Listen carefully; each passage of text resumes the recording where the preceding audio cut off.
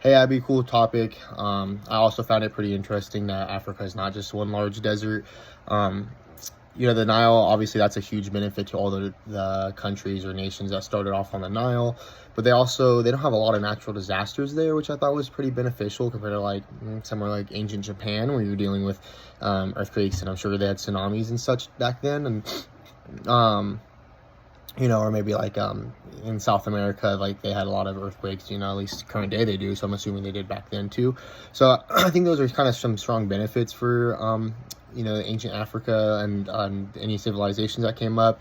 Also, yeah, I didn't know that they had a lot of grasslands back then, but watching yours and just a little bit of side research on mine, they actually didn't have like, it's not a lot of desert. It's more like plains and stuff, which is perfectly fine for growing crops, and they get rain. So I don't really get the joke nowadays that they don't have any water, because I'm sure some other countries have droughts and stuff like that currently, but for the most part, they had one of the best geographies and like geographic locations out of any ancient civilizations. I think Africa and Egypt and Nubia and such probably had one of the best, especially being located on the Nile.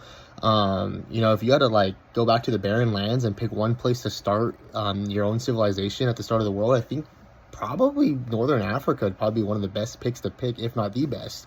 Maybe North America might be a better pick. I know it'd be a toss up, but Africa, like, when I was younger, I always wondered how they were able to survive back then in droughts and stuff. And I know they had droughts, obviously, but I always wondered, like, how are they living in the middle of the desert with dead shrubs and no water? But yeah, they had plains and rains and some nice rivers, obviously. And I think the geographic location is really interesting about Africa, and I also find it really intriguing. I think we're really misinformed when we were younger, whether it's school or movies, where we just think Africa is just some large desert that has no water and is full of scary animals. So yeah, cool topic.